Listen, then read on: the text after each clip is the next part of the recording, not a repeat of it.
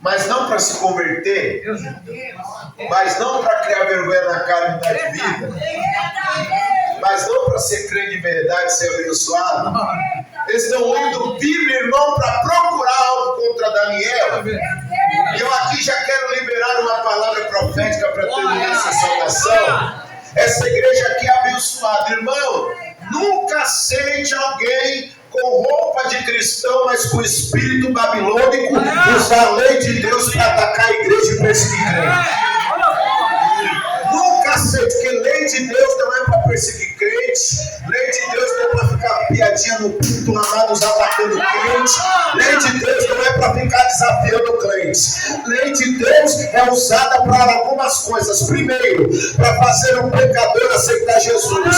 Segundo, para fazer a igreja ser abençoada. E terceira, para fazer um crente que precisa ter ajustes na vida, ajustar a sua vida para que o melhor de Deus caia na sua história. Alguém concorda com isso? Dê algum sinal para Deus. Eles estão lá, lendo a lei de Deus, mas não para se converter. Lendo a lei de Deus, não para criar vergonha na cara e deixar os guias ser crente de verdade. Eles estão lendo a lei de Deus para procurar algo contra Daniel. Lendo Bíblia para procurar algo contra Daniel. Mas como eles eram tão funcionários públicos igual Daniel, provavelmente eles não conseguiram ler todos os mandamentos da lei de Moisés. Mas se a Bíblia está dizendo que eles estão buscando ocasião contra Daniel na lei de seu Deus, eles estão no mínimo lendo os 10 mandamentos. Meu Deus. Porque os pilares da lei são os 10 mandamentos e depois vem os demais mandamentos que compuseram as 603 mandamentos da lei mosaica. E aí eles estão lá, lendo Bíblia, mas não para mudar de vida. Lendo Bíblia, mas não para ver Deus falar. E aí eles estão lá, estão lendo. Não matarás. E, meu, esse homem aí não levanta a mão nem contra uma mosca. Não dá para fazer mandamento contra ele. Não adulterarás. E nem dá para fazer mandamento contra ele. Ele fez o propósito dos 21 dias. Ele era magrinho, o bichinho era magrinho, sequinho. Ficou nos legumes e água, ficou mais formoso, mais musculoso, ainda político. Deus deu um mulherão para ele. Já viu um político casar com mulher feia? Não dá para adulterar, não dá para fazer uma lei contra ele. Não cobiçarás o boi, o jumento, a casa, a mulher. Ih, não dá, ele é rico, não dá para fazer mandamento contra ele. Aleluia, não furtará, não dá, ele é político honesto. Se fosse alguns políticos do Brasil, de outras nações, até dava, não dá para fazer mandamento contra ele. Guarda o sábado para santificares, não dá para fazer mandamento contra ele, porque toda religião tem datas seletivas para cultuar seus determinados deuses. Não dá para fazer mandamento contra ele. E eles vão buscando, até que chegam no mandamento: não terás outros deuses diante de mim.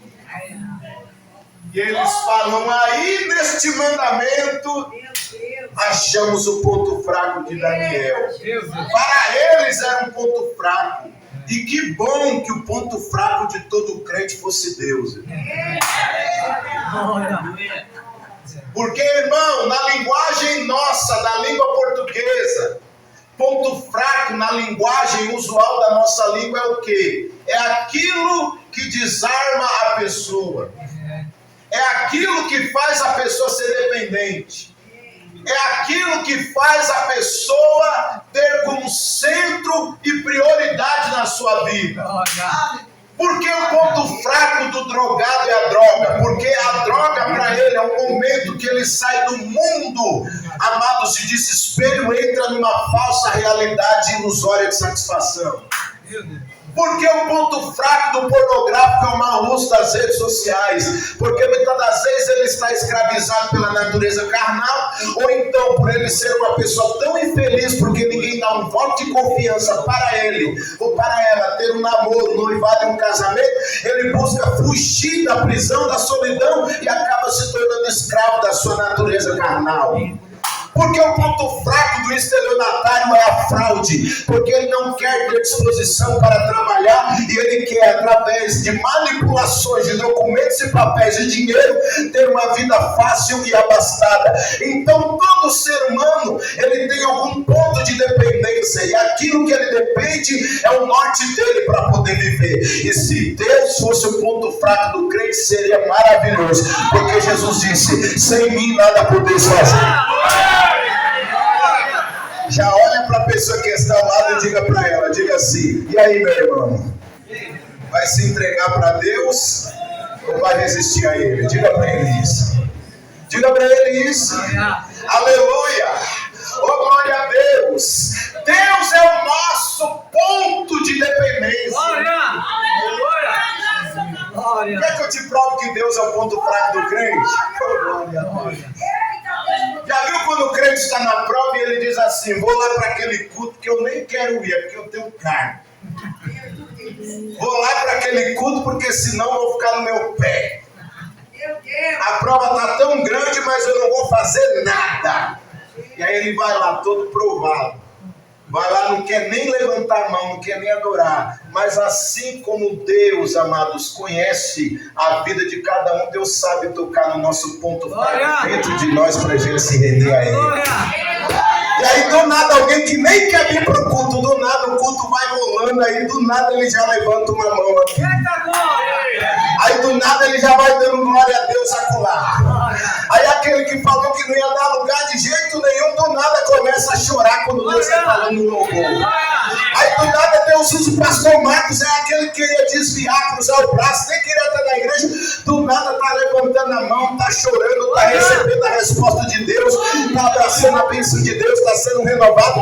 Sabe por quê? Porque Deus sabe como trabalhar e tocar na nossa estrutura para abençoar a igreja. Deus vai honrar você se o seu ponto de dependência for Ele, assim como Daniel dependia de Deus.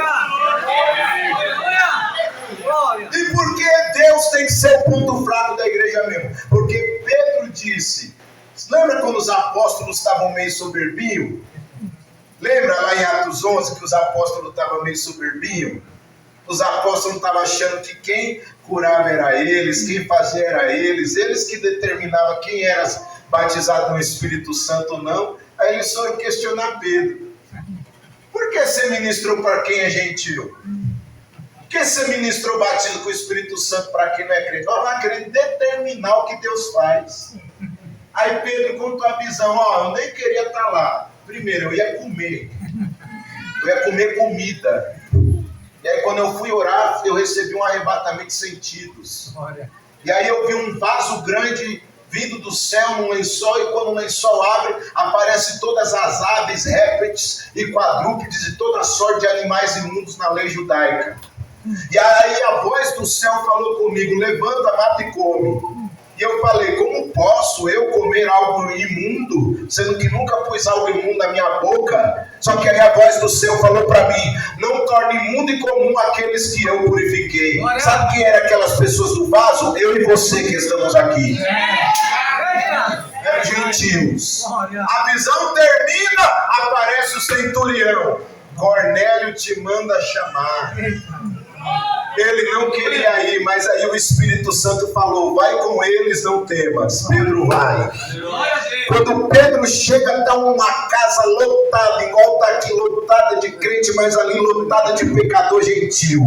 Quando Pedro entra na casa, ele entende, as aves do céu e mundos répteis são essa gente que eu vou pregar. Ele começa a pregar, no decorrer da mensagem o Espírito Santo cai sobre todos que estavam na casa. Aí sabe o que é que Pedro fala? Rapaz, vocês estão muito ponto forte, vocês esqueceram que nós somos o que somos, porque Deus é o nosso ponto fraco, conhece a nossa estrutura, sabe que nós somos pó e não podemos resistir a Ele. Aí Pedro falou, quando Jesus batizou vocês, igual batizou os crentes lá na casa de Cornélio, quem era nós para resistir a Deus?